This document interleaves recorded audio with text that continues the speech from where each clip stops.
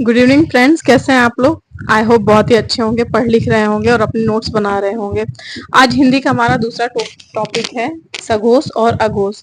तो आज हम जानेंगे कि अघोष क्या होता है, सघोष क्या होता है।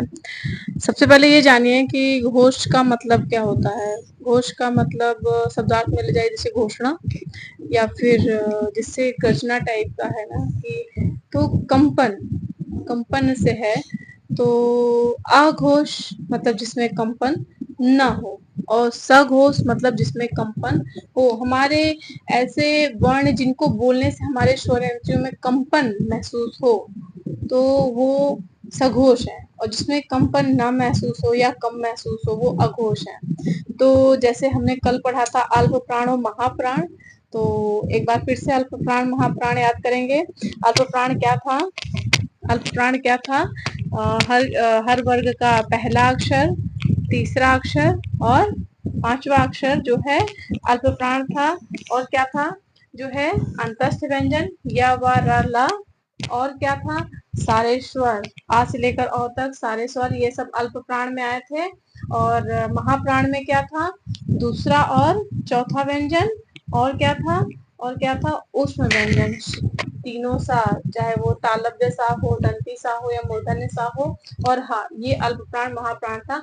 आज अघोष और सघोष की हम बात करें तो अघोष है जिसमें कंपन ना हो। ठीक है, अघोष है जिसमें कंपन नहीं, अघोष वाले शब्दों में कंपन नहीं होगा। तो हर वर्ग का, वर्ग हमें याद है 5 वर्ग, का वर्ग, चा वर्ग, टा वर्ग, ता वर्ग और पा वर्ग। तो का वर्ग में अघोष में क्या होगा? कंपन नहीं होता है, कंपन नहीं होता है। हम बोल के थोड़ा सा देख लेंगे। क, हमने बोला क, और वही हमने बोला ग, क ग, ख घ।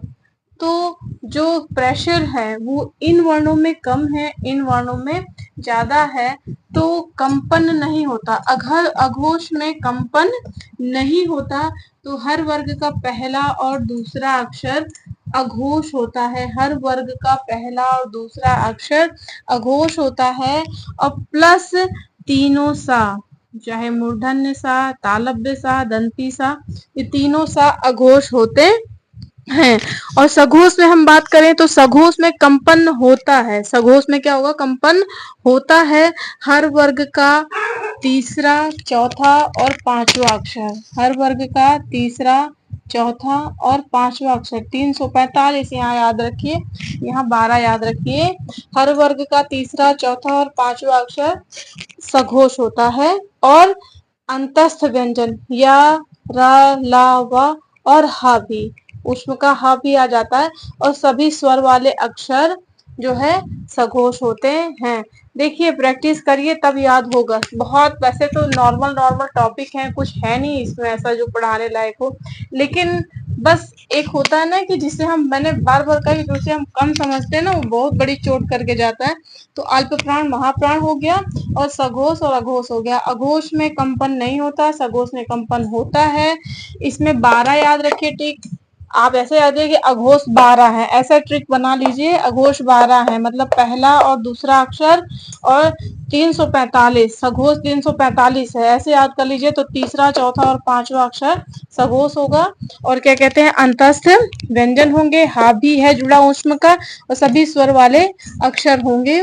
और अघोष में हम बात करें तो तीनों सा, दंती सा और मूर्धन्य सा और तालव्य सा, तीनों सा, और हर वर्ग का पहला और दूसरा अक्षर होगा। ठीक है ना, ये सघोष और अघोष की बात हो गई। प्रैक्टिस करते रहिए। प्रश्न आ गया, प्रश्न आ गया। चा, चा अल्प प्राण है या महाप्राण है? चा अल्प प्राण है या महाप्राण है? कौन बताएगा? आप लोग बताइए। ऐसे अपने आप से क्वेश्चन पुट अप करिए, खुद ही बनाइए क्वेश्चन। आपके बनाए हुए क्वेश्चन एग्जामिनर भी उसी बुद्धि से सोचेगा जिस बुद्धि से आप सोचते हैं। चा अल्प प्राण है या महाप्राण है? तो महाप्राण में क्या था? याद करिए, अल्प प्राण में क्या था? पहला, तीसरा और पांचवा अक्षर। तो चा वर्ग का पहला अक्षर है, इसका मतलब अल्प प्राण है। आपको पता है तो आपने तुरंत टिक लगा दिया कि ये अल्प प्राण है। पूछ लेगा हर वर्ग का तीसरा, हर वर्ग का तीसरा चौथा और पांचवा अक्षर क्या कहलाता है? तीसरा, चौथा और पांचवा अक्षर क्या कहलाता है? 345 क्या कहलाता है? सगोज कहलाता है ना। फिर पूछेगा या रा ला वा क्या है? अल्प प्राण है या महाप्राण है? या रा ला वा अल्प प्राण है या महाप्राण है? तो क्या है? अल्प प्राण है। मैंने बताया था अंतस्थ व्यंजन अल्प प्राण में जाएंगे। अगर आपको याद है तो इस तरह है।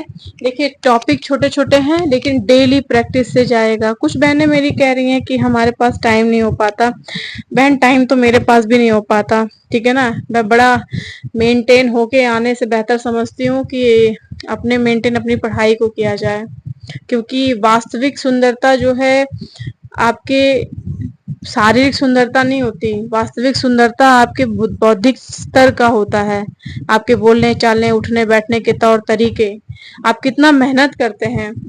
वैसे आज मेरा वीडियो बनाने में लेट हो गया क्योंकि आज मेरे लक्ष्मी माता का मेरा फास्ट था और आज मैंने उद्यापन किया, तो ये वीडियो थोड़ा लेट आया। प्रैक्टिस करते रहिए, एक एक छोटे छोटे टॉपिक पे हम वीडियो बनाते रहेंगे। अगला टॉपिक मैं चाहूंगी कि मैं उच्चारण स्थान संस्कृत का बनाऊं, मैं उसी पे बनाऊंगी। थोड़ा वीडियो लॉन्ग होगा और समझने की कोशिश करेंगे हम लोग, ठीक है ना। तब तक के लिए नमस्कार और पढ़ाई करते रहिए, प्लीज पढ़ाई करते रहिए। आप लोग किसी चीज पे मत ध्यान दीजिए, किसी चीज पे मत ध्यान दीजिए। आपका कर्तव्य है सिर्फ पढ़ना।